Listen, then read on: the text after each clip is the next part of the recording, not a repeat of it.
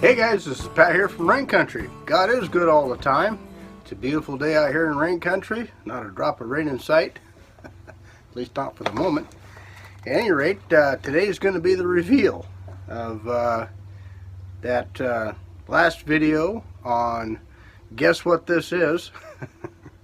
And that's probably rude for me to do that, but I thought we'd kind of have some fun with it. Hopefully somebody guessed it by now and I've responded in the comment section. But anyway, I come across the deal, and it's been long awaited. I have come across a sawmill. This is a portable sawmill. It's an LT50 HD, which stands for hydraulic, and then another D stands for diesel, and 47 stands for the horsepower on the diesel engine. So it's a LT50 HD D47 wood-mizer sawmill. I used to have an LT40 HD a long time ago, and ever since I got rid of the thing, I've missed it. I've had several occasions where I could work up a little bit of wood that I find for some of the projects that we do around here that we put on our Etsy store, and sometimes people want to do a little bartering, and I thought it would be cool at one point to build a little cabin. So I'm familiar with these mills, but it's been a long time since I've had one. Specifically with this mill, it has some different things on it, a different type of log turner, and a different engine. This particular mill can take 1.25 inches and also can run a 1.5 inch blade. So I purchased a package of 1.5 inches and 1.25 inches. Thought I'd give them both a try. I'll kind of take you around and show you a little bit better of what we have going on here. So this mill here is called the Wood Miser Super Hydraulic, and basically what that means is there are a few different portions of the hydraulic system that are a little more robust than their standard Wood Miser hydraulic mill. I have one small little issue with the rear toe board back here that looks like a roller. It's actually a toe board that lifts the back of the log up and lowers the back of the log down, so you can position the log up and down, front or back, and level it in such a way that you can get your best cut depending on what you're milling. So that rear toe board needs a small adjustment on a micro switch in the control box here. Another feature that's pretty cool on this mill is it has these leveling legs. Well, these leveling legs have a micro adjust on them. My old mill, it just it had these pins here, and then specific this pin here, it's actually a little bit different. I like this design better than my mill. It just had a through pin that run through here, and you have holes that ran up and down the support leg, and it almost seems like you always had one of your legs or a few of your legs that never really made contact with the ground, so you'd have to put wedges underneath them, different things to get it to level out. This here has what they call a micro adjustment on the top, kind of like your travel trailers. This winds up and down, so you can actually make that custom fit the elevation or the ground terrain that you're on. So this has several legs. You have one in the front, two here mid front. It's off of here, but I actually have the leg that goes with it, and we're going to be mounting that up. But there's a one here and one just opposite of it, and then one in the very back. This thing here, this is called a debarker, and what this does is, if you look right here at the same elevation or plane as the band blade that goes on here, and so this goes ahead of the band blade and basically makes a cut in the log bark or in the log itself, and it kind of helps to remove dirt and rocks that might get lodged in there, because if you hit a little bit of dirt, these blades are really sensitive to that, so you don't want to be cutting any dirt or any sand or any rocks with the blade coming through here. So that's what this does. The debarker actually goes ahead of the blade and removes any imperfections, or most of them anyway. This is an unfamiliar attachment for me. There's going to be definitely a learning curve on my end concerning the debarker. I haven't actually ran the mill. I've run the motor, but I haven't actually run the mill and cut anything with it yet. What I hope to do is today is cut a little bit of cherry wood that I got from a friend. So I want to just get the mill operational so I can make a few cuts so that cherry doesn't check on me. That hardwood has a tendency to check, and when this weather is pretty doggone hot today, so the ends of those boards will check pretty fast. This was missing the cover for the brushes, and there's also a little clip here that goes in here and holds the brush into the motor itself, or the, what do you call it, that, the stator or stator. I have a few other parts in. This particular mill has what they call a Lube Miser, and the Lube Miser, what it does is it actually puts coolant.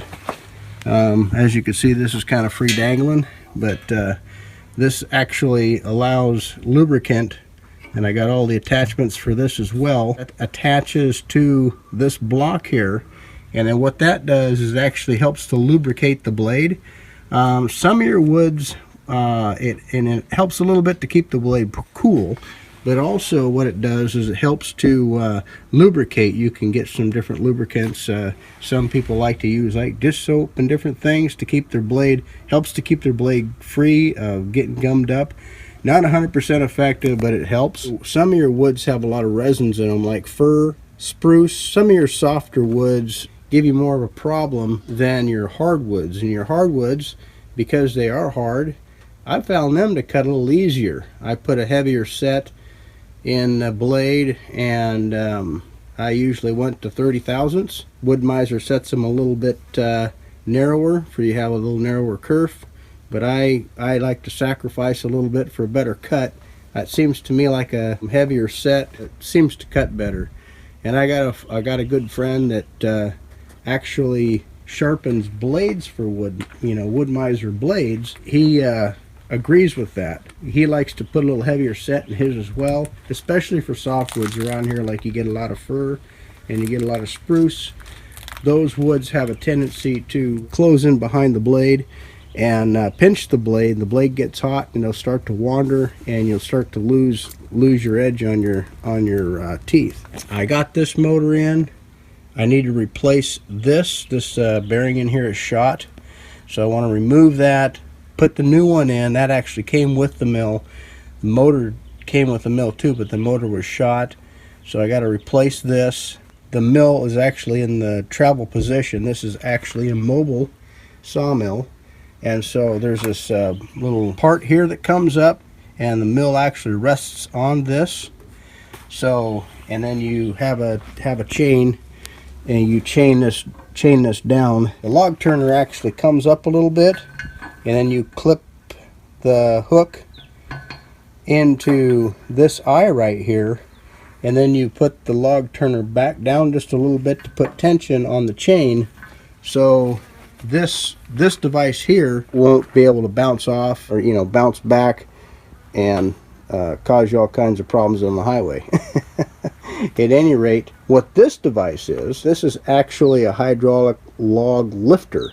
So if you don't have any means of you don't have a forklift, or you don't have a excavator or backhoe or something, kind of piece of equipment, you can roll the log up to the mill, and these arms right here, they come up, and they can actually, you can take a PV or something like that and roll the log up to the mill. And what these arms do is they put the log onto the cutting deck of the mill itself. These arms here, this is stainless steel, and what stainless steel does is keeps your logs, some some metals will have adverse reactions to some of your lumber. It'll stain it. It'll turn it a dark colored black, almost a blackish green color. So they put stainless on here, which is a good feature, and that keeps your logs from staining. Because you just put a log up here, the paint will rub off of these eventually, and you start getting that wood on bare metal, and what happens is that bare metal will stain that log. Has a chemical reaction with that log, and it'll stain it in just a few minutes. Here's the front toe board, so you can raise and lower the log in the front so you can get your best cut. Here's where all the hydraulics are. So here's the log loader I was telling you about. This picks the log up and puts it on the mill itself, puts it on the bed. And this is the front and rear toe boards, these two right here. Now the rear toe board, I have to make an adjustment with the micro switch, and everything else works good. This is the log turner for the rotation of the chain backwards and forwards. Now my mill used to have a tooth that came up and just turned the log one way. This is just a little bit more efficient. You can roll the log back, you can roll the log forward, and it's really a really handy thing. I haven't run it with this yet, but from what I understand and what I read is, it's a pretty handy setup. This will take this arm right here and raise and lower the arm. These are something that I'm somewhat familiar with. They're different than what I had on my old mill. This is a log clamp. This switch here will raise and lower the log clamp. This switch right here will make the log go, or make the log clamp run in and back out again. These are manual. You can raise and lower these by hand to the elevation that you need in order to make a cut and hold the log in firmly on the bed so you can cut it. So what we have over here, just talking about these are the manual, for lack of a better term, log braces. So when your log, depending on how big your log is, you might have them all the way up.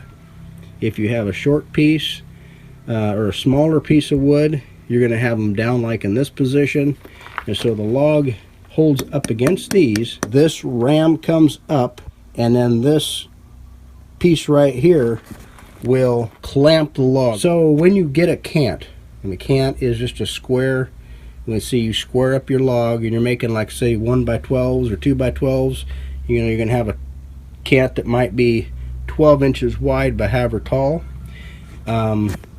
Eventually, once you get a cant, you can put these in the down position, and then your cant will fit up against here and up against these little posts that stand up here.